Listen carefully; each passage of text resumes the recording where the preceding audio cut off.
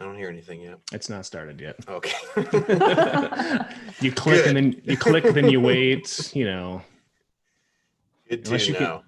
can see us on YouTube. Nope, not yet. I'm looking. Okay, now we're live. All right, here we go. Are you a fan of Star Wars? Star Wars Galaxy of Heroes? What about beer? If so, this may be the podcast for you. Brick, Yeah? you're talking like that again. Well, we are cutting an introduction for our podcast. Do you think we should maybe crack a beer first? I shouldn't do it. Welcome to episode 43 of Galaxy of Heroes. I am Darth Darkett, and I'm joined as always by my co-host, Brick Hardmeat. On today's show, we discuss the No Road Ahead, our territory battles, and our 3v3 Grand Arena Championship outcomes. But first, let's head over to the cantina. Wait, who is that standing next to the Rodian in the corner? Is that the creator of Supreme Leader Kylo Ren's nickname, Buddy Boy? It's Celiac Sarah of the Hollow Table News Network. Let's go talk to her. Welcome, Celiac Sarah. Hi. I don't know what you did to convince her to come on this show, but good job. Hey, man. You just asked nicely. Yeah, exactly. But yeah, it's great to have you on. We anybody who's listened to the show has heard my many times mentioning your podcast, the Hollow Table News Network, and talking about trying to get you guys on. We've had Faye on, now we have you on, which is great. Thanks for being on the show. Thanks for inviting me. It's fun. Awesome. So we are going to have some drinks. Let's get into some really important stuff here first. It's my favorite part of the show right here. Yes. Cracking the beers. So celiac Sarah, you do have celiac disease. I do. Okay. I do. So I'm sorry in advance. We could have beer, but I'm not going to put you guys through that. Don't. Like, no. Don't. We drink all kinds here, so we're all set. Anything that has alcohol, really. Yeah, but you don't want the gluten-free beer. No, it's not that good. No. I've had a few good gluten-reduced ones, but I don't think it would be ones that you'd be able to do. Yeah, that's tricky. They're like, it's gluten reduced, so you think it's better for you, I guess. But people that have celiac that's not gonna work. Not good. No. My wife has been gluten free for like 10 years, so I totally can empathize with you. And we're drinking ciders tonight. Yeah. I love ciders. So Me too. So good call, Brick and Sarah. So we couldn't get the same ciders because unfortunately Canada and US have not worked out a treaty. I don't know how it works, alcohol's importing, exporting. We have trade agreements, but it's not for alcohol. It's really, I should say it's really Ontario. Like if you're in Vancouver, the selection is way better. It's interesting. Mind-boggling to me. Yeah. Whereas in Ontario, if you go to the liquor store, out of all of the ciders, even if you search online, 25 of them are from Ontario, and the other 2 are out of the country. Oh, interesting. Man. Yeah, it's sad. That sucks. Well, so we are drinking local ciders here because that's all. We couldn't get our hands on any Canadian stuff, but we're doing some Star Cut ciders, which is a local cider maker. They actually are. Yeah, there's a little label and stuff. They are Michigan based. We're in Metro Detroit, and really, I feel like as a Canadian, we're basically the same. I mean, we're close enough to Canada. I've actually been confused as Canadian before with a customer, so I'm basically Canadian. That's all I'm saying.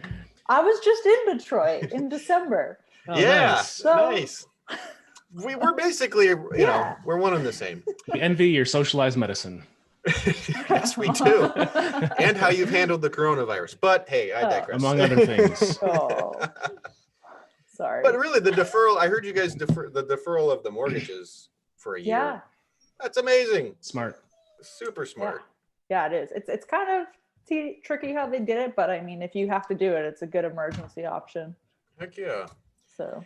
All right. So let's get into ciders, I guess. All right. So we're doing Pulsar. This one is Star Cut Ciders is made by Shorts Brewing Company, which we've had before. This was founded in 2014. Star Cut Ciders.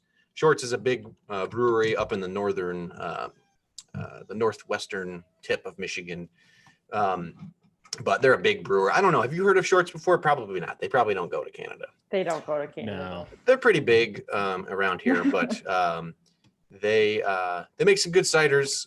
So here's just a little blurb about them. We craft our ciders from apples grown by Michigan farmers, including local farmers whose orchards are close to our home in Antrim County. We use apples from the trees that we see on a daily basis at home and at orchards throughout our state. We transform and capture the local beauty of Michigan orchards into a form we can share with our friends. So a little blurb, and it's nice. I like the Michigan touch. We do have a lot of apple orchards. That's a big thing, especially in the fall here. It's a cool got time. the right climate for it. Yep. And this one is you said it's a dry cider, right? Yes, this is dry. It's pretty light on the sugar content too, which I really do like about Pulsar ciders. I don't really like ciders if they have a ton of sugar in them. I got to watch my Brick Hard Waistline. So this one actually only has less than 1 gram of sugar in it. That's good. So interesting. Okay, enough about me. We got to get we need to get Sarah drinking here. And this is 6.4% by ABV. And it's made with Michigan apples and Pinot Noir yeast, which I didn't know. I didn't know that either. Kind of interesting. Sounds so cool. I want to try it. One day we'll have to maybe ship you some or something. Totally legally. We'll illegally ship you some alcohol from the United States. Perfect. Okay. Perfect. And you're drinking Pommies? Yes, I'm drinking Okay. Pommies, which is from Ontario, obviously, because that's all I can get. Sad. So it's kind of my go-to. Okay. I would say. I don't know why. It just is. It's semi-sweet. It's 5% alcohol. They're they're family owned. It's kind of just a little bit west of Toronto. Okay. Yeah, and Pommies actually has 5, if I'm not mistaken, flavors. Okay. They have I'm drinking original. Okay. Yeah, but they have a farmhouse one, which is kind of a bit more rustic, and it's a much more dry cider, and they say it's for the more mature palate, is how they phrase it. So it tastes horrible. No, I'm just What are you trying to say? Hey, I'm just saying what they say. But they have that one, and then they have, I can't remember what their third one is, and they have 2 seasonals. One's a sangria and one's like a cranberry mix. So yeah. Cool. I saw the sangria one on the website and I was like, that sounds real good. I would definitely be into that. Yeah, I like those are good in the summer. Yeah. All right. Well, you guys ready to crack them? Cheers. I have cracked mine already, too early. I cracked mine already too. I thought I Okay. was supposed to. Well, You fine, showing I'll off your crack- showing off your new koozie there, I got Brick? a new koozie here, Oh. courtesy of Darth Darkett. What's that? Galaxy of what? Galaxy of Beers koozie for Beers? our Patreon subscribers. Is that glitter in It the is glitter. background that you can't see? And what's on the back here? Oh, it's my stupid name. Interesting. So if you want your own koozie with Brick's stupid name, you can get one, or you can get your own name on it. Hit us up. And Celiac Sarah, if you want one, you've been a guest. We're going to send you one regardless, Oh, whether you want it or not. I will totally use it while we're recording H&N. Yes. Perfect. Awesome. My product placement ploy was working great. I did find out that these do ship internationally, although the U.S. Postal Service is not happy about it. I was shipping one over to one of our guild buddies in the UK, and they were like, "You're gonna have to fill out a customs report for this." And I'm like, "It's a beer koozie." She's like, "There's beer in this?" I'm like, "It's a flat envelope. I don't know how I would get beer in this flat envelope." I just poured it in. She asks one of her like coworkers down the booth, and he's like, "No, he doesn't have to fill out a customs report for that." And she's like, "Okay, here we go." Oh, So it was a big thing at the Postal Service. is that why anytime I get something from the States, they've got like this form filled out and like taped to the front of the package? Yep. If it's a certain weight, I think they have to fill out a customs report for it. Bureaucrats. Crazy. What do you think of the cider? I like this one. Yeah, Very good. too. Nice and crisp, and it doesn't need sugar. Like it's the flavor is all there. It's got a great aroma. The Pinot Noir yeast is definitely, I feel like I should have picked up on that sooner, but we've proven this before. I have a trash palate, so I'm not really surprised. But I like it too. I think I've definitely had this one before, but Yeah, me too. it's smooth, nice cider. What does yours taste like, Celiac there? It is, so it's definitely, because it's semi-sweet, like you can really taste the apple in it. Mm-hmm. And it kind of leaves this like aftertaste tingle from the acidity of the apples, which is kind of nice. So Very nice. Yeah. Does Palmies have like a cider house you can go to? They do. Oh, nice. Yeah, they only have like the one that's in Caledon. And they do events like every year and all that kind of stuff. And yeah. It sounds a lot like a brewery or a cider house that we have here called Blake's Cider in Armada, Michigan. It's just an actual, cider farm or apple orchard, I guess, but they have like this huge facility, and they do a festival every year called Cider Days, spelled with DAZE. Yeah. But people just get drunk and get tents and play lawn games for like a week straight. I always wanted to go, but never made it out. But I love cider houses. We have a lot of awesome cider houses here in Michigan too. Like especially, I used to live in the northern side of Michigan, or up north as we call it. And there's a really cool cider place called Northern Naturals is what it was originally, and then they turned into Taproot. And it's right in downtown Traverse City, and they offer all kinds of awesome ciders. Like they made one, it's a lavender cider, which I didn't even think. Oh. Yeah, I'm like, I'm gonna drink lavender, and I actually, it was really good. And then they had another one. It was what was it? It was elderberry and elderberry cider. I love elderberry. Yeah, elderberry's good. Things. It just sounds cool. It sounds medieval, or I don't know, like Lord of the Rings, like elderberry. Yeah. It has healing properties allegedly, but I'm sure the cider does. Yeah. Just keep drinking. If you keep drinking it. Feeling real good. My back pain is gone. All right. Well, we have drinks. We should get into some boosts, boasts, and beers. Let's do it. Think. All right. Who wants to start? How about you go, Darkit? You're nominated. Yeah. I don't have a ton of huge things that I did over the last 2 weeks. I've been kind of working on the Resistance team to, in 3 years from now, have a shot at Galactic Legend Ray. So I gear 12 BB-8 and put 3 of the extra slots on BB-8. Oh, Sarah must be. I'm so happy right now. I love BB-8 so much, so it's like whatever. Obviously it's a long road to get to the Galactic Legend, but BB-8's great. Last week I did Gear 12 Finn and put a couple on him too. And I'm farming the Resistance heroes right now, but that's going to be a slow go. Got Shock T to Gear 11. She's so slow to gear. I was really behind on that team completely. And she has derailed my Watt Tambor gearing too, because they need basically a lot of the same stuff. Tons of Chirotechs. Tons of Chiros, yep. I did a big remod on General Kenobi because I realized I had kind of some shit mods on him. So I totally took all those off and redid them. That was kind of a week and a half process. And he's on my arena team, with Padme. So you gotta have a strong one with a lot of health and good defense. For some reason I dropped a Zeta on Darth Sion. I don't know why I did it. I don't know why I did it now, because the team's not ready yet. But I was like, fuck it, I'm putting a Zeta down.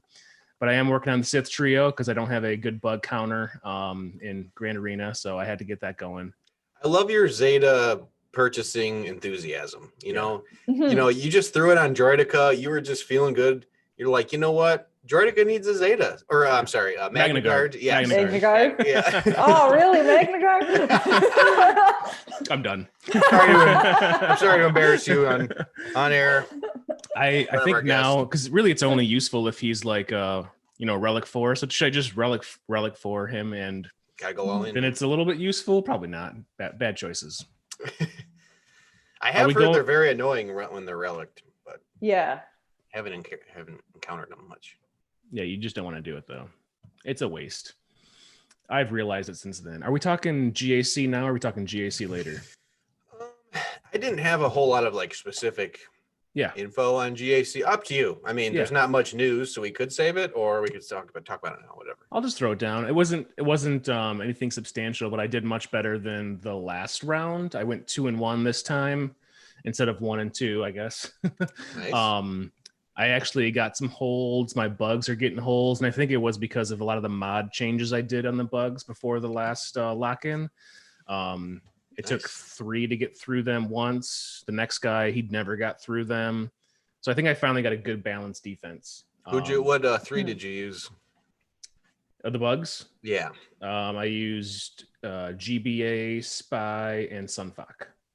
I like that Dispel with Sunfuck on basic.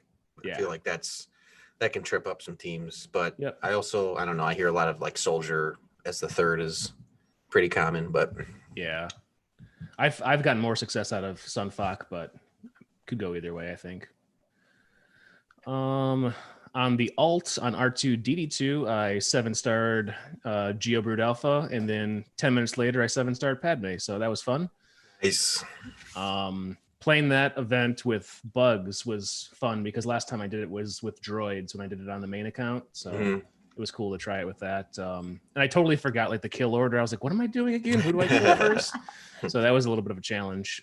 Took me 3 tries once I got into it. So now Nice, my man. next thing on that account is to get Grandmaster Yoda, and I should have a pretty good new arena team. Sweet. So Very nice. Do you want to go, Sarah? Sure. What did I write down? What did I do? I feel like all the days blend together. they sure do. Okay, so we earned a new star in the last territory battle that we just did, the light side one, Nice. Nice. which was fun. It's stressful when you're trying to get a new star. Yeah. Yeah. Because you're a officer, right? In the Yeah, big part of the territory battle planning and yeah. coordination? I do the territory battle coordination with my guild leader, so it's a lot of stress when you're trying to really go for a new star, and then you kind of relax for a while because the next new star isn't anywhere near. yeah. You- So they're so especially- far away. So it's far like- away. It's you're crazy. like- You're like, okay, I can chill for 2 months now. Yeah. Yeah. Exactly. Yeah. But I did finally finish like 5 days ago. I finally finished Resistance Hero Finn, which meant I could Sweet. start Nice. getting tickets. Lucky you. Tickets suck. Let me just Yeah. warn you now. That's what I hear. Man, I know. I listened to your show and Oh. a lot like the Gambit podcast as well. It just sounds like the worst. And like I was at first I was like, it won't be that bad because I will farm the gear that I need for Rey while I'm farming tickets so that I can, when I get her, just gear her and relic her right away. And then I was going through the list of everything she needed and kind of crossing off what I had already accumulated. And I was like, I just won't gear anyone. All of these green pluses, I'm going to ignore them. It's going to drive me mental, but I'm going to do it. And as I'm like crossing things off, I'm also writing down where these gear pieces are for me to farm. And almost every single piece, except for one that I need is dark side. Ugh. So I can't even get tickets farming the Oh gear. man, it's like they Like, knew what they were doing. They totally knew. So, but at least it's done. It's done. So Yeah. Oh yeah, and then I decided kind of arbitrarily the other day, I'm not doing it yet because I'm hoarding my Zetas, but I'm going to gear all of the resistance and Zeta all of the resistance.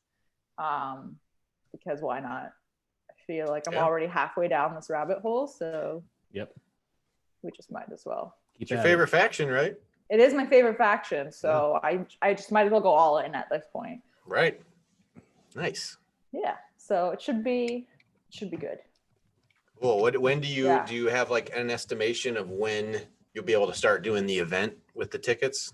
I've already started. Oh, okay. So I've done tier 1 6 times now. You have to, Okay. you have to do tier 1 8 times to like max out the ticket or max out the shards from it.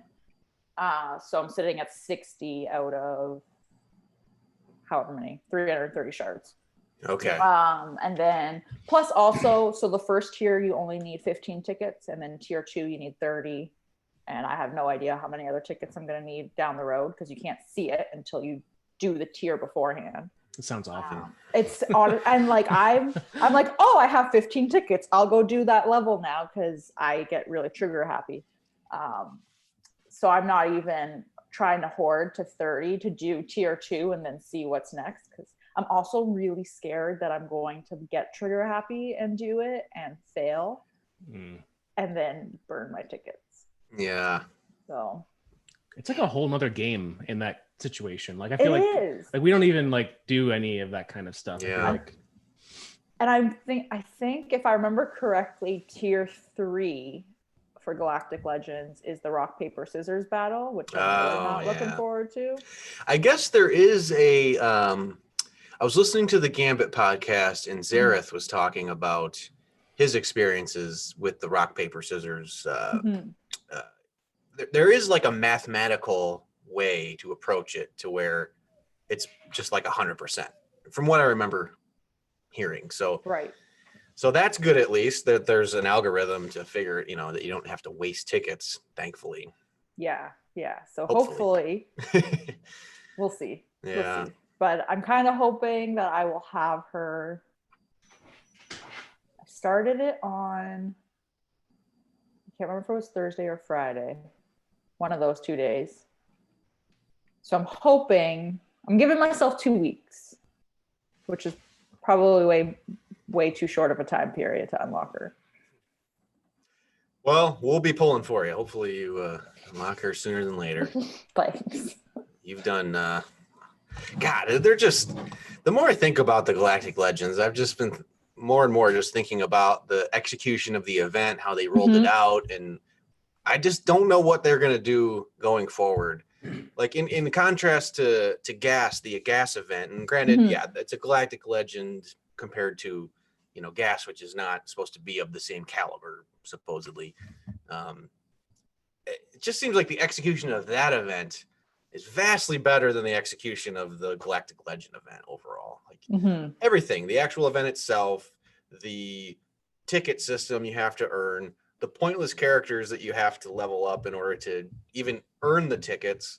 Then there's the whole ultimate grind. It's just, and their gear, like 700 chirotechs, like what? I don't know. It's just, it's so bumming painful. Me out, man. Yeah. And I think what's really also kind of bumming me out about it is I'm realizing, particularly for the chirotech, that I need to participate in Grand Arena because I need to get the currency to buy the chirotechs when they show up. Yeah. And I hate Grand Arena. Oh, really? Me too. Okay. I don't mind it, but when it's 3v3, I really don't want to do it. Yeah. I get that. Way less fun. It's just, yeah. But it's fine. It'll be worth it when I have Ray. Yeah, exactly. Yeah. I have that Hopefully. wall in Grand Arena. Nobody will want to touch. Okay, you good? Do you have anything else? I'm good. All right. So I gear 12 to 5s, which I'm trying to get the clones up because I am preparing to unlock Gas hopefully this Thursday. Well, I don't know if it'll be Thursday. It'll probably be later in the week. Sometime during the event, right? I've had a job throughout this whole thing, and this week, of course, the week that Gas comes back, I actually have to do work, which is bullshit. Friday, they threw a bunch of stuff on my lap. They're like, "Oh yeah, by the way, you're going to be training 2 people virtually all week." I'm like, "Really, man? During Gas, the week of Gas?" I've got an important event on my mobile game. Come on, man. Yeah, come on. I had a whole lot of fucking off I was going to plan on doing, and whatever. So I'm gonna have to contest with that. But so I gear 12 5s, and Rex is gear 12 +5, and I actually only need one more piece, and I'll be ready to relic him. So that's cool. I put a Zeta on 5s as well. Tactical awareness. It's a good one. Yeah, right. That's like his whole thing, right? It's dying and giving his stats to his clone. If you're gonna run clones and you don't have that Zeta, you're just, I don't know what you're doing. Right. I Zeta'd B1 as well. I was told by a guildmate that it's important, pretty much a requirement for the gas event, which I don't know. Yeah, you want that Zeta on him. Okay, cool. Did you relic him, or is he gear 12? Yeah, still? He's relic 5. Okay. Oh yeah, you're good. Okay, cool. That should be plenty. I'm trying hoping. to remember what mine's at. Yeah, I'm hoping. I mean, he relicked his up to R7, but I can't R7 B1. I couldn't bring myself to do it. Yeah, no. Famous last mine's words. 5. Okay. Mine's 5. And I swapped. I put I have an offense set on my HK47, and I put that on him, and it made it way easier. Okay, sweet. Good to know. So I'm glad I feel better about that. So I rebounded in 3v3. I started off 1 and 2, which was a bummer, but in the 2 weeks that since we've podcast, I went 6-0, which was pretty cool. Nice. Nice. Yeah, it felt good. I went so far I'm 7 and 2. And I think I'm gonna make Kyber again. I don't know 100%. I always get nervous around this time because I'm about halfway to Kyber and I need like 10,000 whatever championship score points. And there's a few feats I could get. So I don't know. We'll see. Mm-hmm. Hopefully I can make it. I'd like to do the 3-peat. That would be awesome. If I make Kyber again, I'd be really stoked. That'd be 3 times in a row, which would feel good. Because GAC is my favorite game mode. I love me some GAC. It brings me more joy and sadness than anything in my well, not anything in my life, but it's I guess my wife and my son are okay, but GAC. But GAC. Your son gave me the most adorable wave at the door today. He was like, "Oh, did he? Ah, cutie man, little baby Yoda." I taught him that. No. Put your pinky finger and your ring finger down. That's how I taught him. No. Anyway, but yeah, so I'm hopefully gonna make Kyber again. And actually, a person in the chat, my man Zereth is in the chat from Gambit Podcast. What's up, man? And then Rogue613 gave me a tip on our last podcast. He made a suggestion for a GAC defense, which I took him up on. It's a Dooku lead with Talzin and Zombie. Oh. And people underestimated that team many times. I got tons of holds with that squad. So shout out to Rogue. That was awesome. I think every round but one, I got multiple holds on that team because there's a really nice interaction when the opponent gets under 100% health. They get healing immunity applied through Dooku's leadership, I believe. Mm-hmm. Hopefully I'm not butchering that too much. But that's been great. And that's been a struggle for me is finding teams to put on defense that, aren't like world beaters, but just will get a few holds here and there. That's enough for me to hopefully execute, a potent offensive strategy. So that was a lot of fun. I was stoked to go 6-0. And then, of course, I would be remiss if I didn't speak about my alt, Brick Hard Node. I know I see That's why Jacob's here. Yeah, he Jacob from the Spice Den podcast, man. He's Boski in chat. He wants to know, and I am going to give him the information he wants. So my alt went 8-1 in GAC. Had his first loss. I did too on mine, but so did I tell you why mine lost its first one? I think we lost Brick, but I lost my first one on my alt because we tied and I had a lower GP. Oh, I hate that. It was very, very upsetting because really, shouldn't you give it to the person who has the lower GP because they're able to get more out of their roster? That's actually a pretty good argument. I don't know. That's what I thought. Yeah, that's not a bad argument for it. I don't know what happened to Brick. He gone. He's gone. Oh, We he's telling such a good story. Let me text him real quick. This is great podcast content right here. Poor guy. He's gonna have to come back, and I think he just left. Oh yeah, he's gone. Hey, There he is. I don't know what happened. I was pontificating, and then everything stopped. I just took over and I was talking about R2-D2 and how I lost because of fucking tiebreakers that are stupid. Yeah, that does kind of suck. That does benefit the folks who spend money, I guess. Well, it's Division 11, so I don't think any of us are spending money down here in Division 11. Maybe not. But yeah, so I beat an R5 Asajj with my Geos, which was cool. I don't have any relic characters yet on Brick Hard Node, so felt good about that. Got the win. And then I'm sorry, this is a really long. I always have long boost boasts and beers, but in a Fleet Arena, so I unlocked Malevolence as of our last podcast, and I've joined our Arena Shard chat. And I've been alternating. I share a payout with another guy, so we've just been alternating every other day. And I had my first taste of ship shard, or I guess just shard chat drama. There's always drama. There's always drama in the shard chat. It was only a matter of time. And this is kind of why I was hesitant to join the thing. I'm like, there's going to be somebody who's just annoying. And I met the shard dad. I sure did. I asked because in my climb to get first in arena, I ran into a wall of Malevolence. And at this point, I have a hard time beating Malevolence. Actually, I haven't beaten another Malevolence fleet yet. I only have a 5-star and like low star count. I can't do it.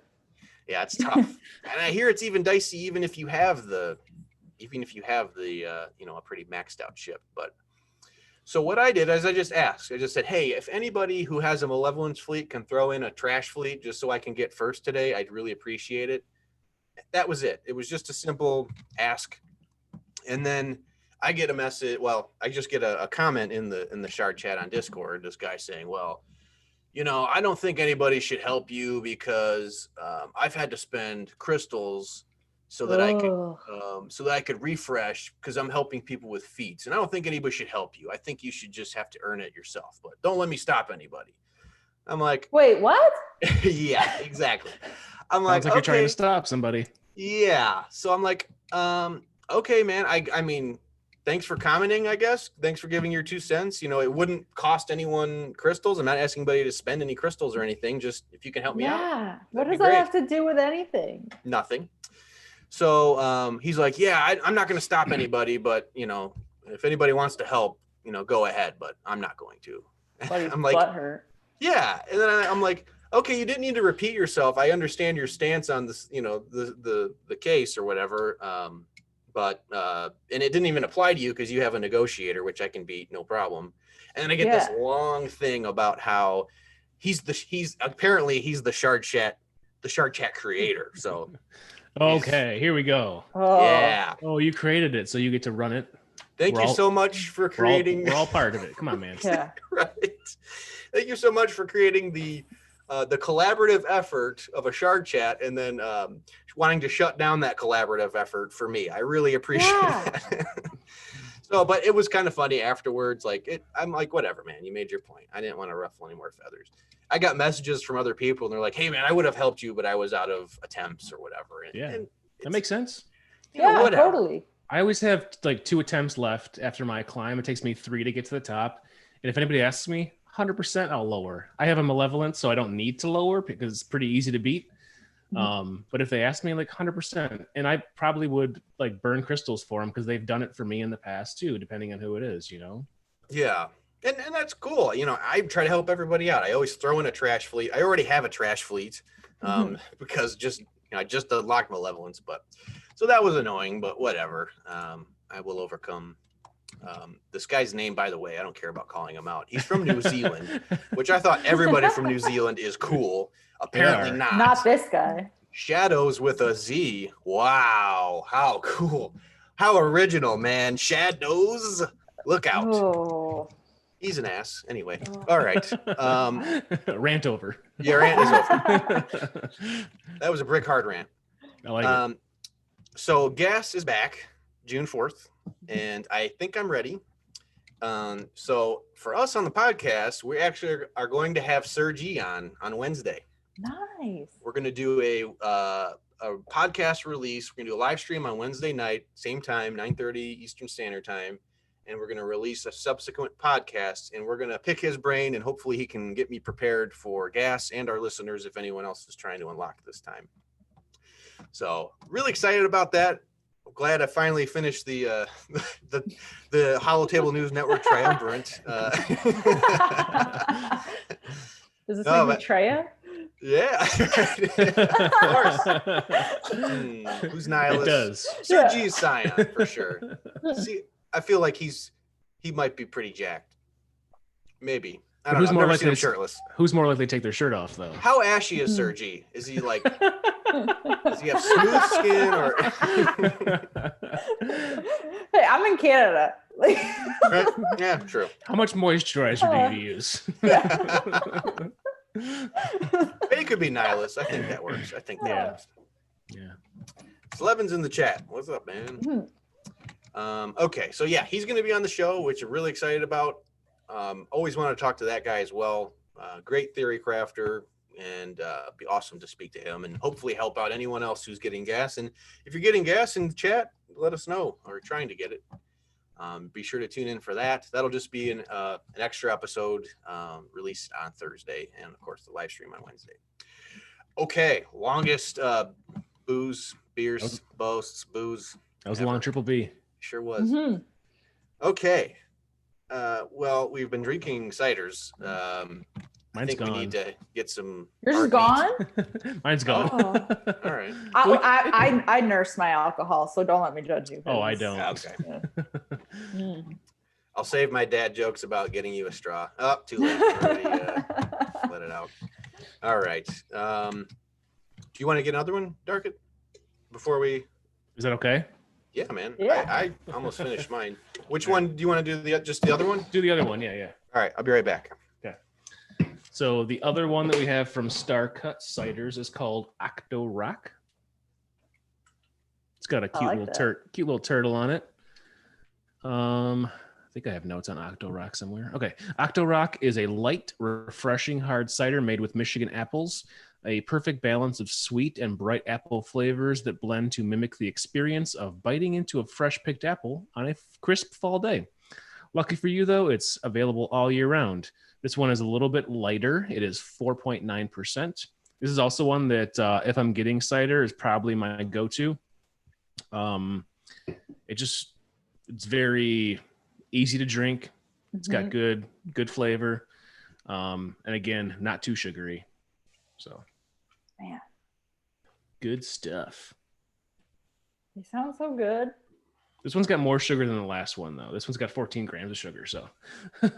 I don't have a nutrition label on mine.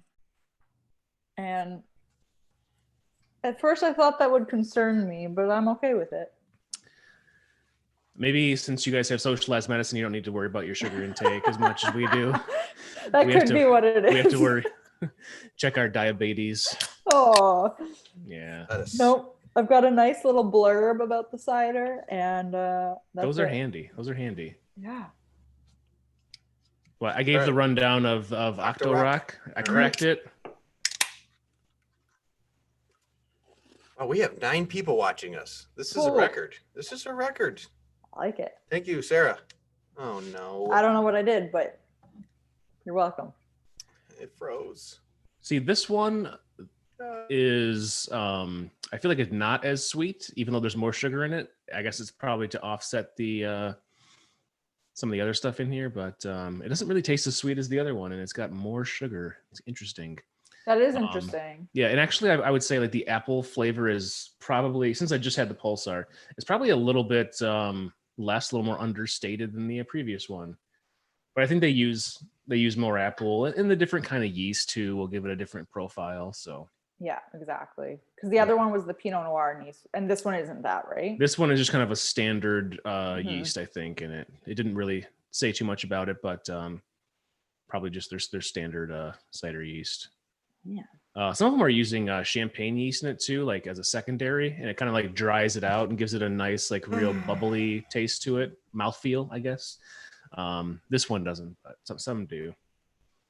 Brick, welcome back. I don't know what's going on, man. That's all right. I'm glad the network. Re- Glad the network issues aren't mine today. Normally it's me who's causing the problems. So change it up. This one is good. Lycan is just here for the Brick hard facts. Good. I don't know. All right. So yeah, let's head on over to the hard meat. Cue hard meat music, right? Bum bum bum. We have music on our. I like it. Oh, thanks. Do it. All right. So let's get to know Celiac Sarah. No, that's the hard meat. That's the hard meat. That's how it starts. Getting to know you and territory battles and how you do territory battles. We're here to learn, and we want you to be our instructor. Yes. All right, I'll do my best. All right. So what is your favorite squad in Star Wars Galaxy of Heroes? Throwing you a softball to start. I know this should not surprise anyone. I'll give you 2 answers though. I'll give you 2 answers. Cool. Overall favorite squad is Resistance. Anything Resistance. Throw in BB-8. I'm happy. Love it. It just makes me happy. Even Rose. Let's not go there. Okay. I don't even know what she does in the game, so I can't say that she's good or bad, to be honest. I remember I read her kit. I don't remember it. I know that I was not wowed by it. Okay. That's about it. She doesn't really add to anything, unfortunately. So I don't use her. So Resistance overall is always my favorite. In 3v3, I hate 3v3, but in 3v3, I am having so much fun with Scavenger Ray. So to be fair, my Scavenger Ray is Relic 7. Scavenger Ray, Holdo, and Watt. Oh. It is so much fun. I take sounds them really in. cool. My Scavenger Ray just wrecks one-shotting nests. Fierce. I'm like, this is fantastic. Nice. And Holdo's just, so the idea is, so you throw your Zeta on Watt, so he gets his bonus turn at the start. Yep. And you give Holdo her tank tech, whatever the word is. So she's always taunting, basically. Mm-hmm. Yep. And you give Ray the weapons tech, and it's great. Nasty. That sounds awesome.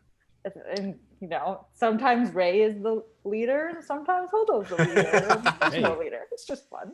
Equal opportunity, Yeah, exactly. So that's definitely it's entertaining. Which I'm a little bummed that I like it so much because I really want to try putting my Holdo on defense. But I'm really liking using her on offense, so I don't think I'm going to do it. Yeah, why not? Yeah. Well, if you don't like the game mode and you're just having fun with it, why exactly. So, take that joy away? Stick Ray is like a really good character, even though it's part of like, the unlock squad. Like she hits really hard. Like even for me, she's at like gear 11, like not great, but like hits hard. Mm-hmm. Yeah. So like I use her sometimes on the like weaker stuff that I face in the back territory with like really anything. She can plug into really anything because there's not really good resistance leaders that I have, besides JTR, and I've used her already for something else, but she just is a good, reliable one that you can just throw in kind of anywhere, especially in 3v3. Yeah. Come on, that Finn lead's great, right, Sarah? Oh yeah, totally. I did. I haven't even said this on H&N yet, so you guys can hear it first. Oh, exclusive. I did give him a Zeta back. Yeah. Yeah. Nice. Yeah. So this is better than Magna Guard. Oh, yeah, I did. Only because I've been using him on defense in 3v3, so I'm like. Are we around the clock news source for Star Wars Galaxy of Heroes? I kind of feel like you feel like you've got like breaking news. Yeah. I gave him a Zeta. There's no in-game news, but we can bring you this. Let me add everyone in my Discord channel real quick, just to let them know that. No. You heard it here first. Yeah. But yeah, so that's those are my two favorite squads. And Resistance just doesn't waver. So How about your favorite game mode? territory battles. Yeah. That should not surprise anybody either. It's always Yeah, if you listen to your show, you know. yeah, it's You know what's territory up. battles. Yeah. How about favorite Star Wars film? Ooh, Rogue One. Oh, Yes. shoot. Okay. Like it. Yeah. Okay, Good choice. Zeliak, Sarah. Okay. Yeah, choice. yeah, that's my favorite one. I love it. It's great. I put it on all the time, especially like right before bed. I'm like, gonna fall asleep to some K2SO. You know, Nice. I think of like, since I've had Disney Plus, like watching like the film, the movies anymore. Like, I think I go to that one more than any other one. I mean, Really? recently I've watched like, Rise of Skywalker a ton of times also, but like, I feel like that's the one that, I don't know, I get the most enjoyment out of it because I like seeing just like everyday people dealing with this stuff. Yeah. It's not this royalty thing. It's not about the Jedi. It's about like just regular people. Yeah, I love it. I like the fact that it's all just like packaged up and it's like start to finish. It's wrapped up entirely. Yep. I like the humor in it, and yeah, it's probably my go-to to watch. Yep. There was a point where I was probably watching it at least once or twice a week. Yeah. Yeah. It's good stuff. That's really a mark of a good movie. If you can put it on when you're going to sleep. I really do put any movie I can watch while going to sleep. And I've done the same thing with Rogue One. Like, I don't know. It just has a good feeling, even though it's depressing as hell, honestly. It's so depressing, but I will fall asleep to it all the time. In a good way. Yeah. It's beautiful. Like, and the places that they travel to are interesting, and like the landscapes are cool looking. Like it is solid. And like I love BB-8, but I love K2SO. Okay. Oh, K2SO is so cool. It's so good. Cool. Yeah. All right. Real quick in chat, Boski mentioned that JTR, R2, and BB-8 have been a lot of fun for him in 3v3s. I agree. I use them. I actually I was stunned. I took out no pun intended. I took out a Emperor Palpatine, a relict Emperor Palpatine, Vader, and I think Thrawn. Yeah, it had to be. Yep. No kidding. Yeah, with Gear 12 resistance. They're all Gear 12, and actually R2 is Gear 10 or 11. I couldn't believe it. I surprised the crap out of myself. I'm like, what? I just beat them. I didn't have anything else, and I just got lucky. But yeah, really strong team. I always do JTR BB-8 Finn, and that's like my, reliable first order or bounty hunter counter in 3v3. Yeah. So. Right. Okay. If you could be a developer for a day, what is one change you would make immediately? It could be anything. It doesn't have to have the long-term ramifications. Don't matter. It's just get rid of tickets for get rid of tickets. Oh my gosh. So I would change, and this is just something that I'm totally biased. I've wanted this for so long.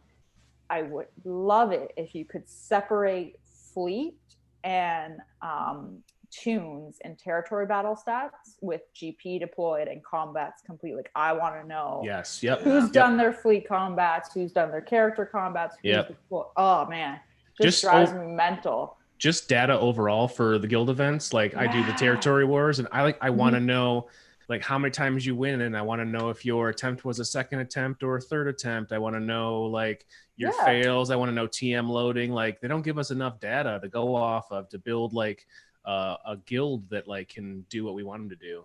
And it's totally doable. They just haven't. I think so too. Unfortunately, it's a matter of like a spreadsheet if then kind of thing. Like it's not that hard. Another tab that just gives you that data. Doesn't seem to be that. And it just makes it so much easier because there are times where I think I know who's missing and I don't know who's missing and I'm completely wrong. And I feel bad tagging the wrong people, and they're like, I already did it, Sarah. F off. Well, in reporting, reporting's so cumbersome too. You know, you have to use a secondary app, to do that. You got to go back and scroll and find your original post to edit it when you do deploy. Like, it's just, I don't know. It's a lot, but it's worth it. Yeah. But at the same time, like, why aren't these tools already in the game? I totally agree with you. Honestly, they could probably make money and charge like a little bit for it. Be like, whoa, don't give them any ideas, man. guild leaders, $5 a month. Like, I would pay $5 a month to get data for territory war, Right. to be honest. How much is that data, man? You don't need all that data. Give me some that of data. Yeah, that would make our lives a lot easier. You know what I was thinking about randomly when I put this question out there? I would change. This is very simple. Why the hell do the training droid challenge that comes around every once a week or whatever? Why can you sim both attempts for that at one time? And we lost him.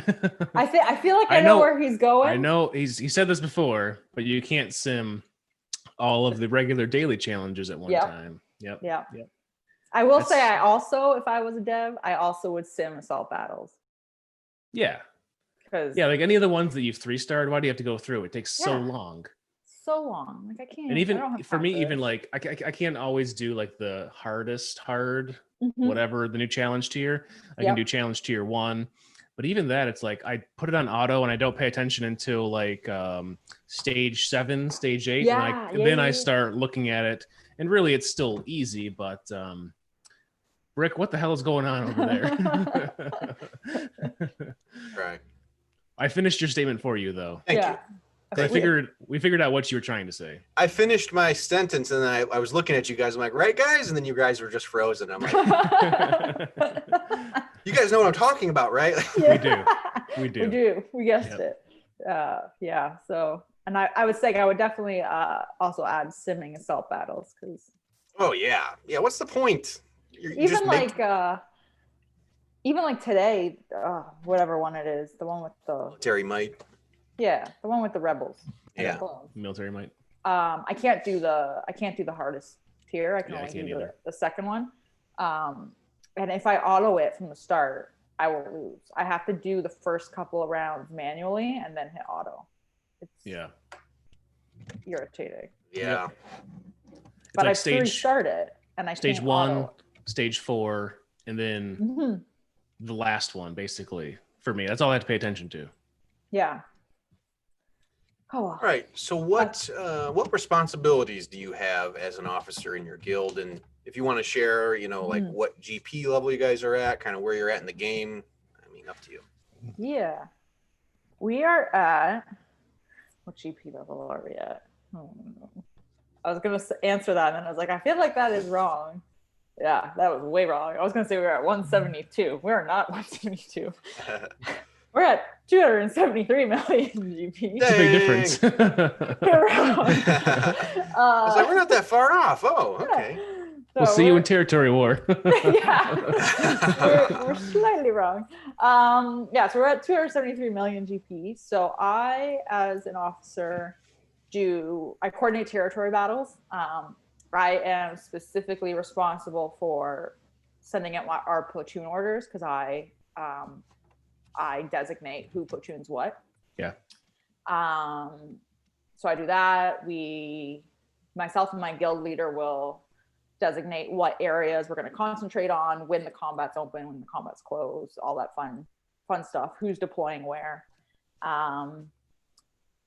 I will also help out if needed with like recruiting or like quote unquote vetting .gg rosters, which like, I don't know. I just like, you look good.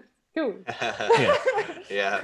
Come on over. Yeah. So we're pretty good at like designating. We have a few officers that mainly focus on territory war, which is awesome because that is not my strong suit. And it's also great because the officers that focus on territory war are not the officers that focus on territory battles. So we kind of, both of us will get like a vacation week, we call it. Right. So like you've got that. And then lately stay up late, eat junk food, Yeah. Watch Rogue One. Yeah, that sounds like an everyday kind of situation. Yeah, and then I'll just like tag the guild to remind them about like tickets because I want to tag my zeros in my raids. Yep. Yeah. Yeah, so that's basically it. Cool. Yeah, nothing crazy. All right, now we're gonna pick your brain. This leads Oh, us boy. conveniently into Mhm. territory battle and planning and kind of like how you guys work it. Yeah. So luckily, we're in the GOTB, which is the one that we can actually participate perfect. in, which is fun. Yeah, dark side is good. We enjoy the dark side TB. Yeah. We do not enjoy the light side TB because we are horrible at it. We're getting better, but Great when you only deployment. have like two options of teams that are viable, it's like really boring and monotonous. So Yeah, it literally is like a game of deployment for Oh, yeah. Light. yep. I was bummed to find out when I was listening to your show, Faye was talking about how he unlocked Kiadi Mundi and Mhm. how he's just useless. Like, It's so what do you get? useless. Like, what? You guys Which made is- this. It's just disappointing because why is he an unlock character? Which Yeah. also kind of Yeah. like this is the skeptical side of me is like maybe they're gonna throw us a curveball in like 7 months and be like rework. Now he's useful, and all of us have just Yeah. sidelined working on our clones because we don't care about getting the shards. Maybe. Maybe. That seems so like just backwards, man. Why like Watt is awesome, and it's a way easier territory battle. Granted, Mhm. I don't know the rewards. Like I don't really. I mean, I guess you don't really have an option. It's like you can do light side Hoth or you can do the Great Deployment. Yeah. Which why wouldn't you do the Great Deployment at that point? But Yeah. Yeah, I feel like I think we talked about this on one of the podcasts, and I can't remember what star we decided on. I think it was like 8 or 9 is kind of the like tipping point of whether Okay. or not you should be doing in terms of rewards Yeah. outweighing That makes sense. the other. gotcha. And I remember like we talked about it a lot with our guild because our guild did not want to do light side. Yeah. So suck it. You're doing light side. Right. I mean, you have to. It's time to Yeah. up the forces. Yeah. Get yeah. them stronger. Yeah. So we're talking about Cam a second ago. We spent hours going over the 10 people who qualified for the mission, figuring out like what we could do to offset the loss of that team for, you know, the ways they'd be able to complete and the stars that we would be losing out on, potential star losing out on if they go for the Cam mission. So we ended up figuring out a way that like there would be 6 people who we could not use their clones for combat and focus on the Cam mission. And we ended up getting 1 person who was able to complete the mission. So in that respect, is it even worth the loss? I mean, I guess we didn't lose stars over it, but like it just seems like a waste, and especially for a character who is not going to do much for your team anyways. Like it's probably a good character, but is it worth all that work? Yeah. We had 28 attempts last round on Cam, and we got 2 shards. Okay. Wow. If that puts it in a like, granted, I think I don't I don't look at I know there are people attempting that mission that should not be attempting that mission yet. Okay. Yeah. But yeah, we got 2, so it's kind of like cool. We had everybody and we had everybody record their attempt because we had no idea what we were getting into for it, besides watching videos of other people doing it. And I think we had one guy who was like 1 turn away from beating it, and then everybody else was like not even close, really. Yeah, it's insane. So RNG fest, huh? It is, yeah.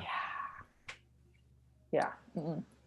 And I'm like, I don't even attempt it because I know that my clones can't do it. Like I know they won't clear it.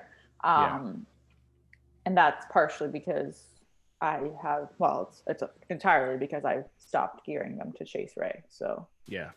And we had people who had like a full R35, like every character's R7, who like still didn't get it. They even did their mods to all the guides, and still it was RNG got them. You know, it's just RNG. Yeah, it's frustrating.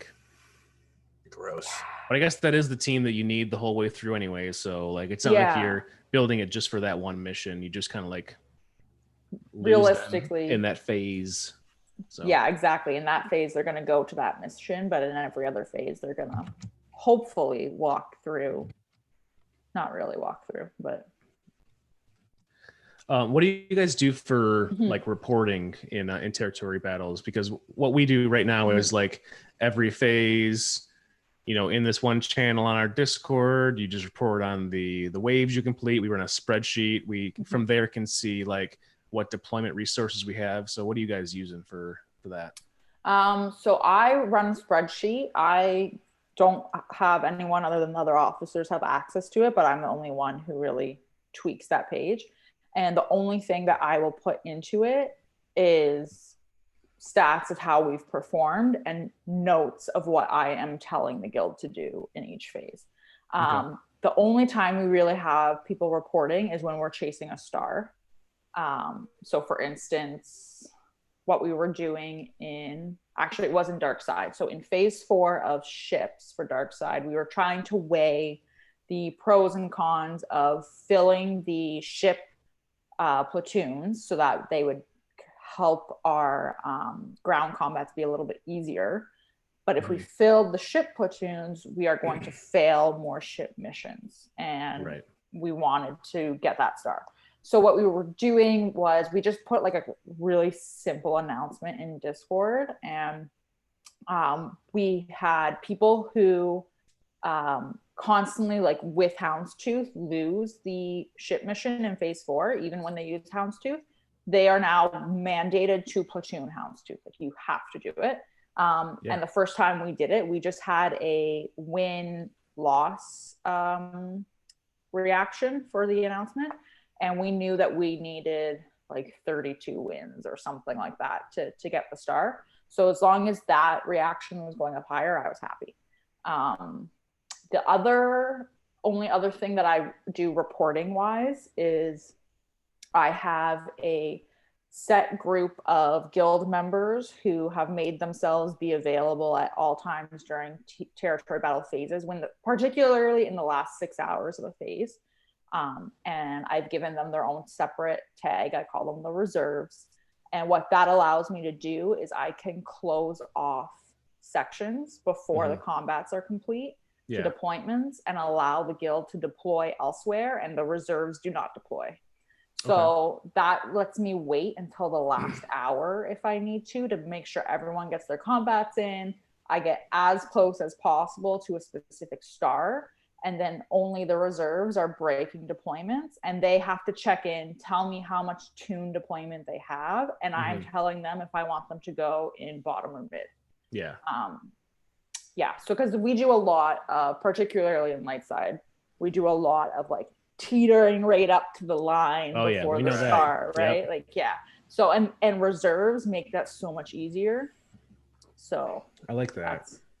That really helps, because I mean, realistically, like at first I was like, oh, we should just rely on the officers, and then I was like, well, there's like 3 or 4 officers that just want to get TB done and over with because they don't like it and they prefer territory war and it's their vacation week, and I'm not going to make them wait up if they don't want to. So it's a lot easier to have people who volunteer to do it. Yeah, I like that. We make our officers wait up. There's no off weeks. That's fair. I mean, and there are times where you don't have to wait up, right? Yeah. I do delegate all of the territory battle work to Schnaps because I don't want to do it, and it's I'm not smart enough. Math isn't for me, and he does it all. So. Our territory battle officers do a really good job. Like we're in a guild collective, and we're I guess in the lower portion of it. I don't know. I always forget how many guilds are in our collective, but there's 3 above us. Low. So yeah, we're kind of mid. Okay. But like in comparison to the higher echelon guilds, like for our GP, we're like pretty close, which is cool. And no disparaging comments towards the guilds above us. Just like they get a lot out of what we have. Which is really cool. If you can get somebody who knows how to delegate it properly and like manipulate where GP needs to go, you're golden. Yeah. And really, when you think about it, territory battle it's the best rewards in the game. I mean, Yeah. Yep. I can't think of anything that has better rewards overall than territory battle rewards, you know? Yeah. Just sucks you only get them twice a month. Yeah. Right. I know. I know, because like anymore for like territory war, because we get such shitty matchups in territory war, like so many Oh. sandbagging guilds, it's horrible. We do too. So it's like so annoying. second place. I'm like, I mean, I hate losing, but like it's not that much different, really. No, it's one Zeta. Yeah, it's like okay. Yeah. But I mean, I like winning because it's more fun and you don't feel discouraged afterwards. But Yeah. you know, we get so many matchups where it's like it's impossible. Like we get these 220 to 230 million guilds, and we're at like 201. So it's Oh crazy. my god. Yeah, I don't understand how that works too. They're just like, hey, you sit this one out, asshole. Maybe next one when you're, you know, like, And it just sucks. I don't understand the point. Like, if I was in a guild that mandated sandbagging, I'd be like, yeah, no, bye. Because I know not a eventually it's gonna come around to me to sit out, and I'm like, well, I Yeah. want my guild event tokens and my one right. Zeta, you know. Totally. So. And I want to use my team and crush the opponent. Like even if I'm not Yeah. getting the rewards, I just want to like go in. It's part of the game. And it's just Yeah, a crappy so- tactic, you know. It's like it's cowardly, you know. It's It like is. it really is. Like I used to be an officer and a territory war officer, and every time I would call them cowards. Like, let's crush Yeah. these cowards. Yep. Yep. Oh. Goddamn sandbaggers. Try to rally. We- Yeah. We sandbagged recently by accident. We completely forgot to tag last minute for members to join, Oh. and there was the little freaking ad in the corner of the game, and it was blocking the. No. We had that too. It's like Yeah. at So that time, I people think we had like forgot. 3 people Yeah. that didn't join. Like I never saw the thing, and I was like, We had. well, I did tag the whole guild like Yeah. 5 times, but okay, I Yeah. get you. That's fine. We had, I think it was like 5 or 6. Like we Wow. sandbagged hard, and Yeah. we actually kind of felt really bad, but at the same time we were like, well, let's go get the win. Yeah. Like, Right. Yeah. Let's get that Yeah. W. yeah. So I don't know, but I think when you do it deliberately on purpose, it's just shitty. Like, Yeah, no, it's not cool. Yeah. Yeah. Right. and realistically, like you're doing it for what, bragging rights?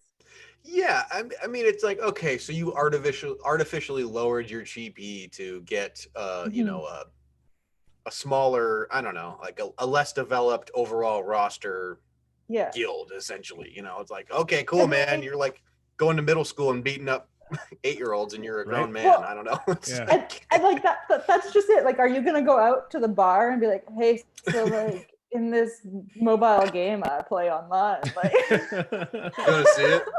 you want to see like Look how many wins we have. you wrecked these guys. Check out all these stun guns. I Yeah, got. look at my horse. Like, A no. Cad Bane lead. Come on. What's wrong with you?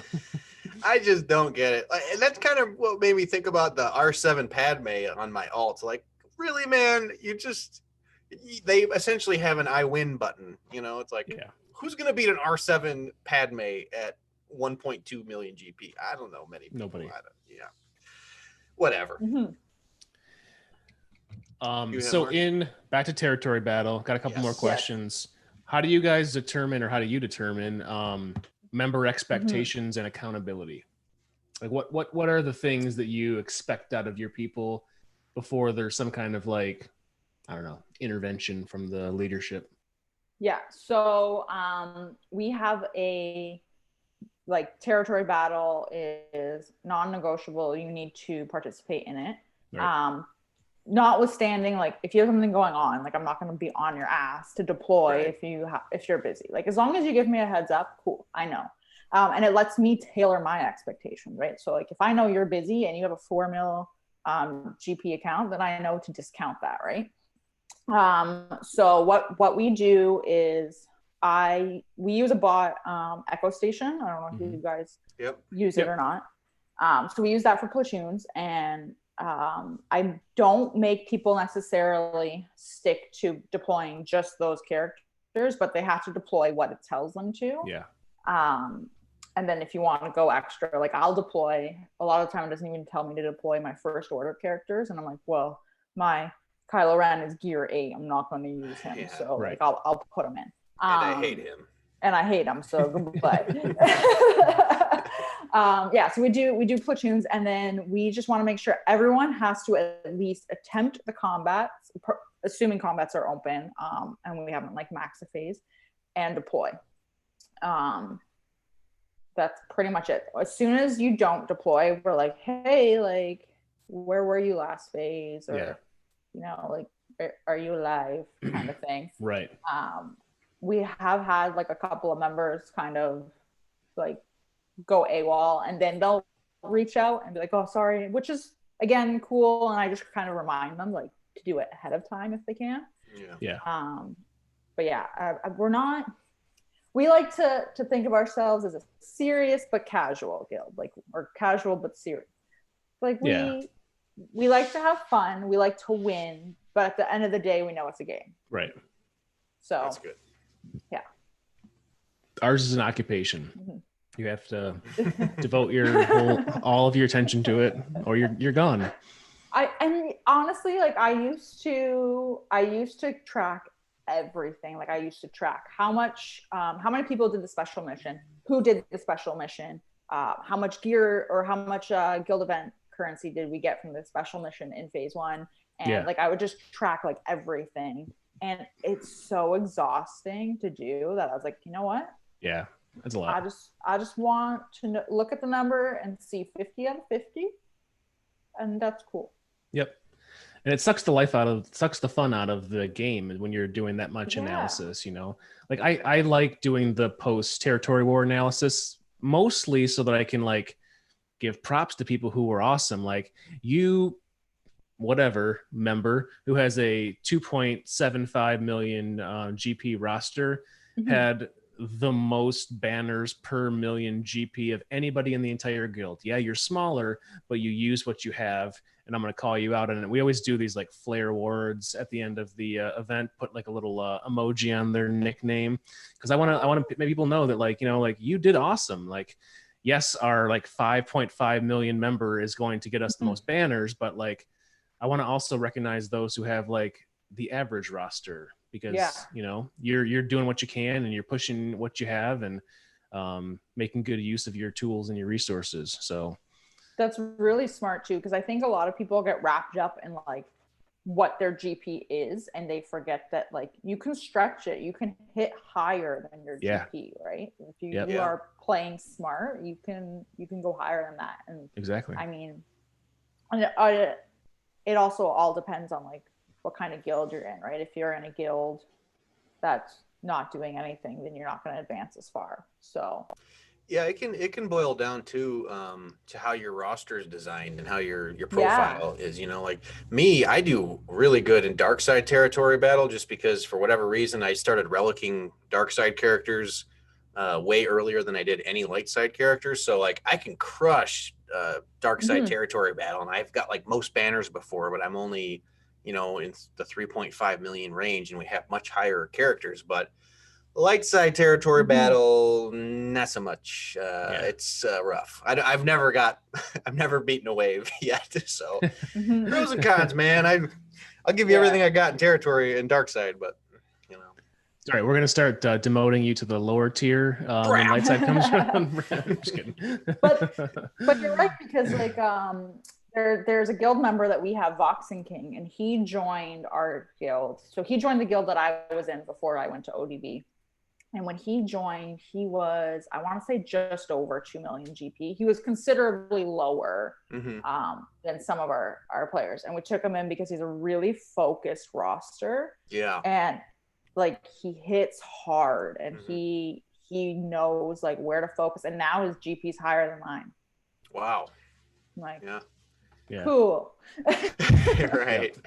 Real cool, man. That's awesome. I mean, it's it can depend on mods, depend on the strategy that you use in the event, team comps, all kinds of things. And I love TV.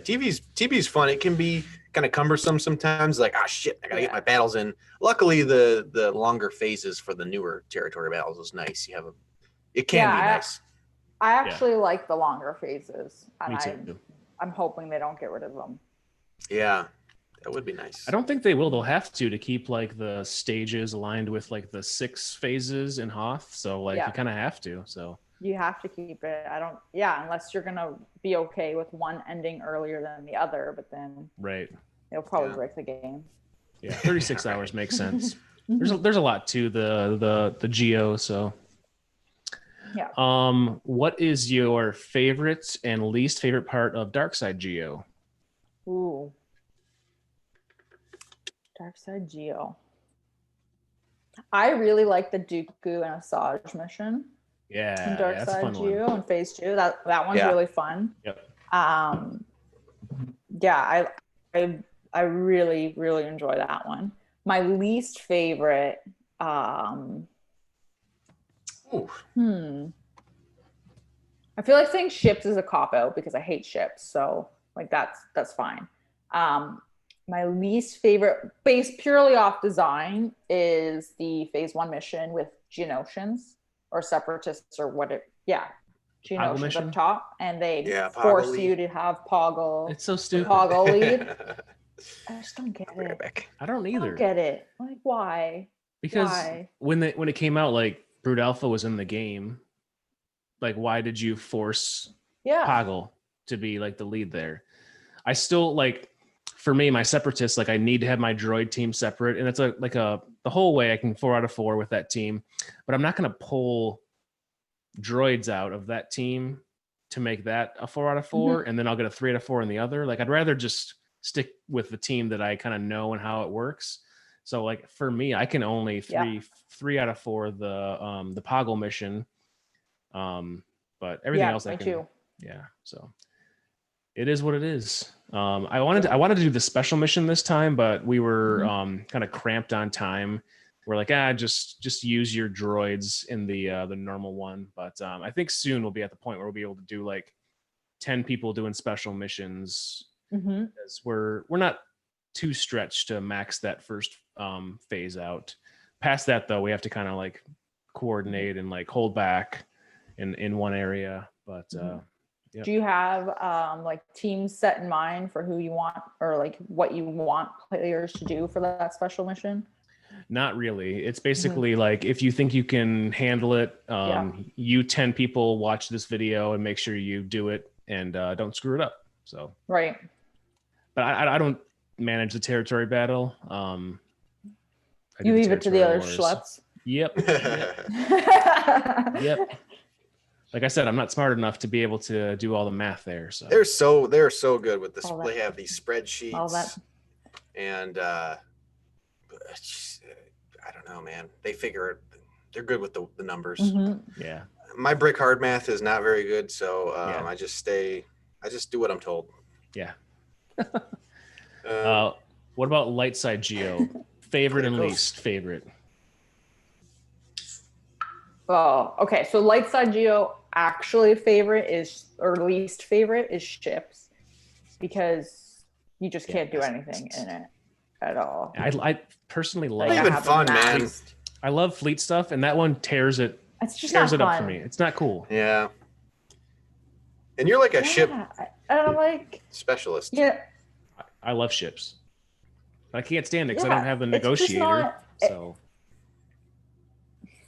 I will use my negotiator, and I'm like, cool. 20 seconds later, I'm dead. Like, thank you. Yeah. Yeah. So you have to get the defensive formation, though. I know, but it's like even like it just doesn't. The Geos are just, I don't know, man. They have that ridiculous buff and just waste everything I have. I'm like, all right, peace out. See you guys.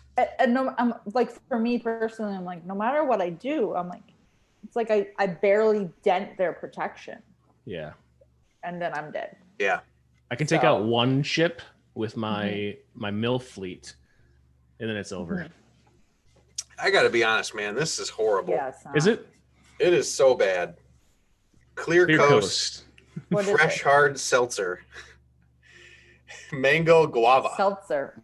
It's horrible, man. Oh. I'll drink some White Claws. I'm down with some Trulies. This is horrible. I'm gonna drink it though. I don't know. It actually smells like it's turned. Yeah. It smells like sour milk a little bit. It's not good. I don't know Yeah, why dude, seltzer would smell like sour milk. Let's not drink this. I'm done with it. I think they left it outside or something. I don't know what happened here. I've got real alcohol somewhere. Just skip it. I just bought it because we've had seltzers before on the show, and I don't know. I thought it would be interesting, but this is actually terrible.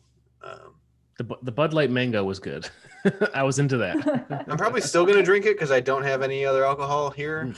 So if I don't wake up tomorrow, good luck. Maybe it's like one of those drinks that as you drink it, it slowly gets better.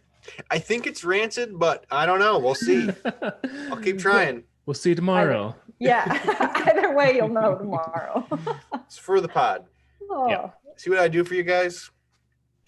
All 80 out there. Do you think the new Rebel Y-Wing will make a Rebel fleet viable in Lightside Geo? At first I was going to say no, but then I was like, maybe. And my gut reaction was to say no because I was like, you could still. I think that's probably the right reaction. But I want to hold out hope because I want my Rebels to be able to do something. My gut reaction was no, because I immediately thought of Negotiator dazing them, but I was like, but you're not facing Negotiator in it, so maybe. They knock out that protection, because that seems to be the hardest part, is getting through that protection. Yeah. Because for me, like when we first went into Lightside Geo, I probably had one of the better fleets in the guild because I was high-end MILF, when that was like the thing. But when you take Houndstooth out of that fleet, it makes it like pretty trashy, So putting a tank in there, I think a tank better than Biggs might give you some viability. So I'm holding out hope that like that can get me there. But it's gonna be a while before you can farm it anyway. Yeah, so and he's got that. Before you can even use them there. Gotta be 7-star. I'm just trying. He's got that. 7-star for phase 1. Yeah, I think so. Yeah, and then if I'm remembering his kit correctly, he's got some kind of ability that allows him to ignore protection, I think. Yeah, I'm not too I might up on the kit. I might be drunk. I'm gonna pull it up. I never unlocked them because I hate Galactic Chase. In chat, Zareth commented. He said, "Lightside Geo TB ships. Have you tried Rex, Clone Sergeant, Jedi Knight, Anakin lineup? Rex and Clone Sergeant have permataunt. I started doing it, and I've had decent success rate now. A decent success rate now. I have not tried that. Partially because my Clone Sergeant is like Gear 9.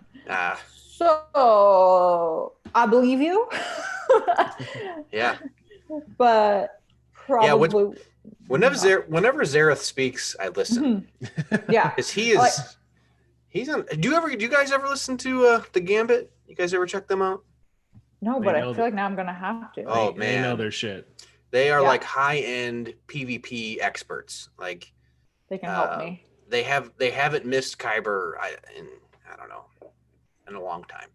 But Solo Base and Zareth are like high-end players. A YouTuber did a ranking of the lifetime banners of like all of these content creators for Star Wars Galaxy of Heroes, and Zareth was like number 1 over like the big dogs, Arnold and Mobile Gamer and all those other people. But he's awesome. Oh, okay, well. Solo Base says don't listen to Zareth. Oh, but they are really like phenomenal podcast, and they have great secondary content. I know I'm beating a dead horse here, but on their Discord server, they have a great Discord. They have a counter sheet, and they record all of their fights. Every GAC they do, they record every fight and they upload it to the counter sheet, and then in the link in the description for the video that they have.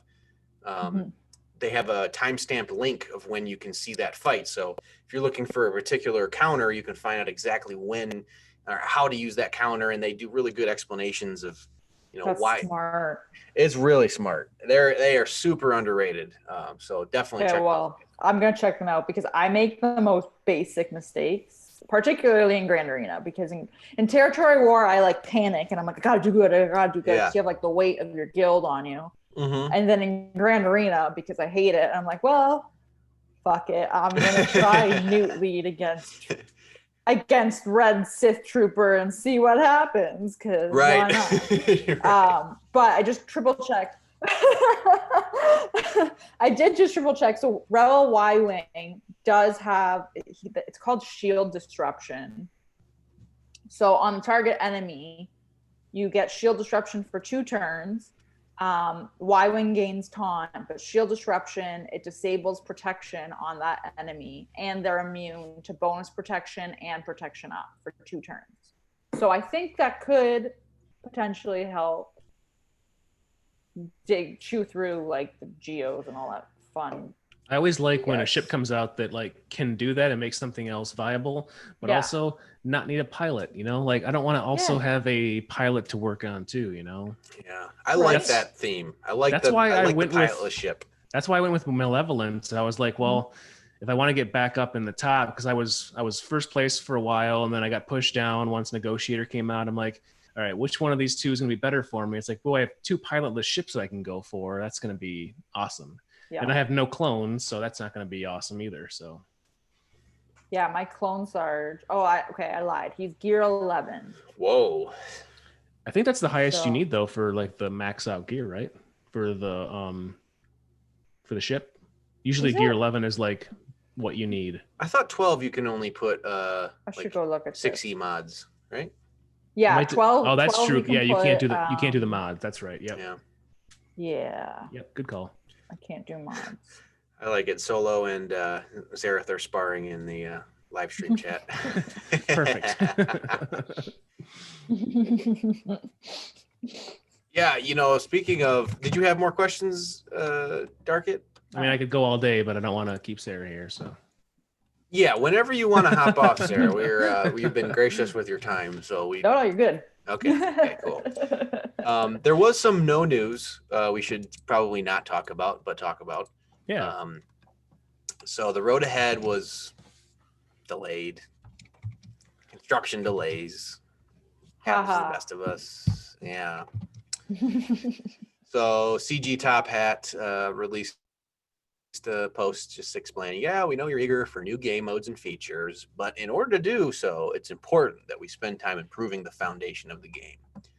Rest assured, more content is coming, but the game has evolved tremendously over the years, and so have the needs and expectations for it. So no road ahead. Don't quite know.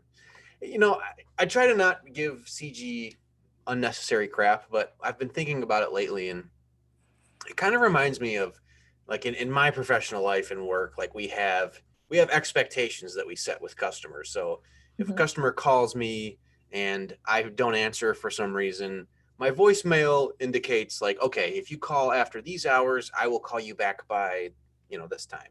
If you call after these hours, I'll call you back, the following morning or whatever. Mm-hmm. And we are held to that expectation because that's the expectation we set with our customers, and that's what we owe them. And I feel like CG is just kind of bad at customer service. I kind of feel like, the road ahead's been delayed for so long, and they give these reasons why it's delayed. And it's like, okay, that's fine that you're giving us a reason, but that still doesn't justify you not meeting the expectation that you set. So either A, you're lying about when you can release this content or when you will, or B, you're just really, really bad at figuring out expectations for time, how long things take. And you need to combat that, because that's been a common theme throughout this game for a really long time. And we don't even know when we're going to get the road ahead at this point. Or C, they have no ideas to share with us. Yeah. Right. And then the raid was talked about forever, and then it doesn't look like there's going to be a raid. Talked about a ship raid at one point. Then they talked about Empire Strikes Back content, and we got a Rebel Y-Wing, that iconic, that iconic Empire Strikes Back ship. Everybody's like, yeah, man, that Rebel Y-Wing. That's what I'm talking about. Yeah. I was hoping for Porkins, but he, just didn't happen. Oh, Porkins. Poor Porkins. Oh. I don't know, man. Sorry, go ahead. Somebody else has it. In and just to kind of like jump off your point, in my job, I get a lot of people emailing me for like quote unquote requests. So they'll be like, I need, because I work in news, for those of you who don't know. So they're like, if they're in Vancouver, they're like, oh, I need this in Halifax. Or I get people being like, oh, I need this out of New York did this. I need you to get video from New York of this. And I get a lot of, and they're always emails because they have to be very specific. They want to know where it is, what it's called, all that kind of fun stuff. And if I don't answer the email to say, okay, I'm working on this, I get a phone call usually within like 20 minutes being like, did you see that email I sent you? Like, why didn't you answer it? And it's like, you gotta at least just acknowledge. And I think it would be a really good middle ground. I'm thinking of this and pulling this out of my ass. I think it would be a really great middle ground for the road ahead. Even if you suck at telling how long it's going to take to develop something, even if you did a road ahead where originally the road ahead was going to say, you know, we're releasing this content at this, you know, time frame in the future, I think it would be really good if you're like, you know what, we're having some hiccups because of X, Y, and Z, but this is the content that we're working on, and we were originally hoping to release it in this time frame, but it's going to get pushed back a little bit because of the reasons we mentioned, and we'll keep you posted. Like, that would just be a great middle ground. At least give us something. Like, just dangle the carrot a little bit. Yeah, you have to address the elephant in the room. Like, I've had earlier in my career, I've had times where like I was supposed to call a customer back and I didn't, just because I was super busy. And that's not a good excuse. When I did call that customer back, I'm like, oh, you know what? I'm so sorry. I've just been swamped with, you know, other work and giving other people attention instead of you.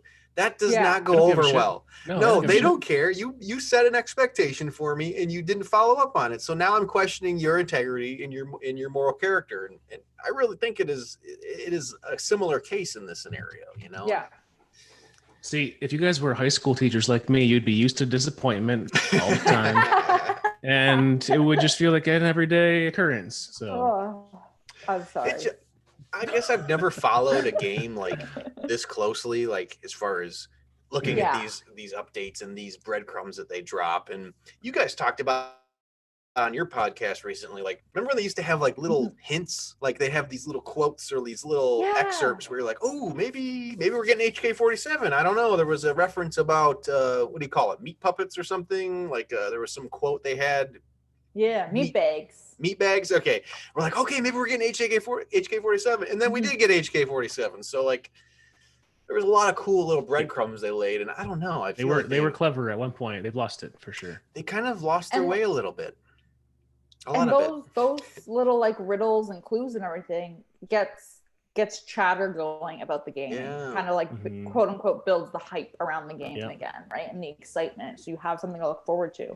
So it's honestly like the easiest PR and marketing that you can do. Totally. For your own thing. Get people talking about your game.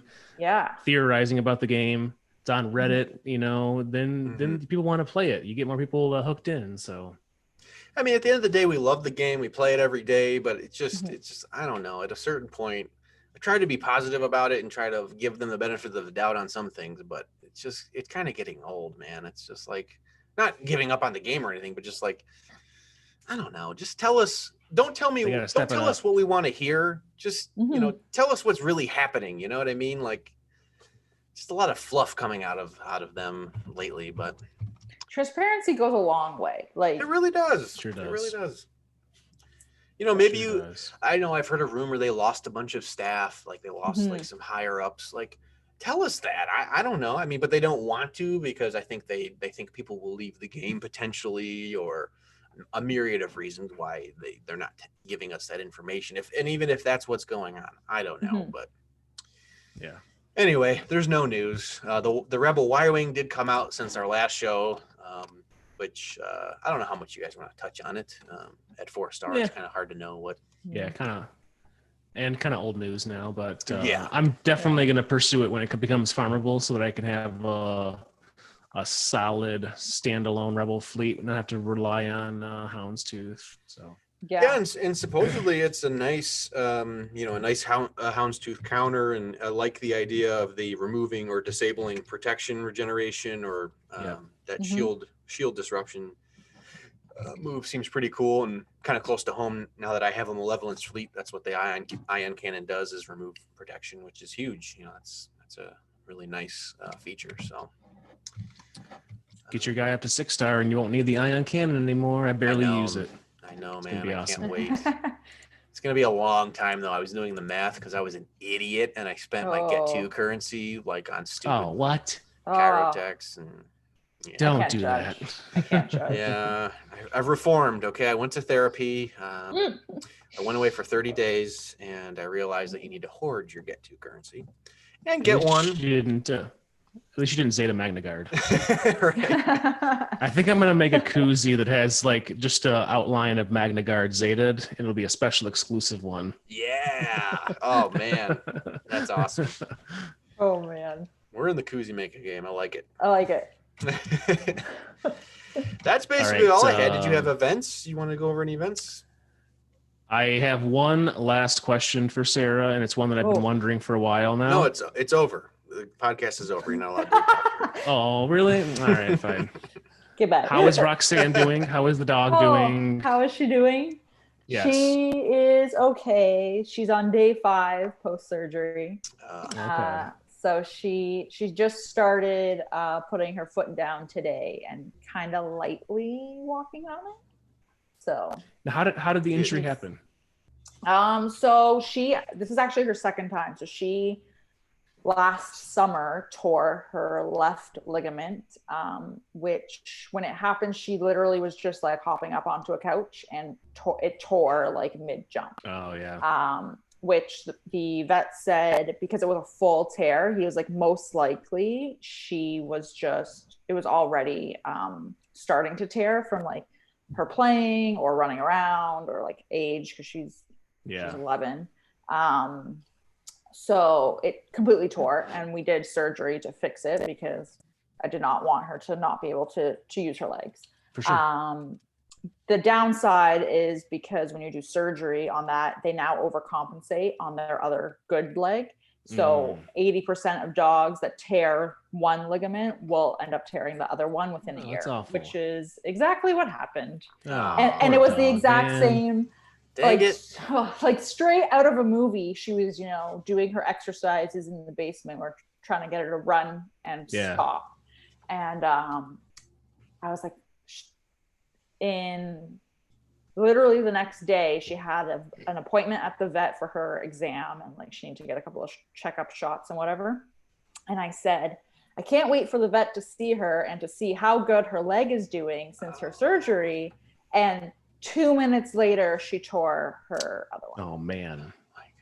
That sucks. Yeah. So I just feel bad because she obviously is in pain, and she does not understand why I'm trying to force her to move her leg. She just knows it hurts. So poor puppy. Yeah. But she's doing good. She's doing good. So good. Yeah. Thanks for asking. She's cute. She's adorable. I saw the picture. Oh, thanks. Follow you on the gram. On the gram. She's doing good. Good. Well, awesome. I guess that's about it. Did you have events? I mean, gas is coming around, or? I do. So we have obviously more GAC coming up. Is this the last round? Clash on. It is. It's week 4. Last round? Week 4. Yep. I feel like it went by fast. It did. Good. I'm glad. 3v3 fucking sucks. We're both yeah, it's over. Finally. You're like chasing Kyber. I'm like, God damn, I'm glad it's over. Yeah. What? No. Camino on the 4th. We got Radis, I think, on the 4th too. Ghost of Dathomir on the 5th. General's Command on the 7th. Territory War on the 7th. Secrets and Shadows on the 8th. Endor Escalation on the 9th. And then we start a new Grand Arena on the 11th. Is that one 3v3 too? It doesn't say. I hope not. It says nothing 3v3, so I'm going to take that as no. Hopefully not. I hope not. It's all ships. There's nothing but ships. Ships on ships. Ships on ships. The one thing I'm just going to touch on this that sucks with 3v3 is I run out of leaders so quickly. Yeah. And I still have teams to chew through. And I'm like, I don't Yeah. You feel like you're really missing out too if you don't have a somewhat of a valid leadership. Yeah. A leader in the slot. I ran a Boba Fett, Tarkin, Hermit Yoda today. What? And I won it was not even close. I won.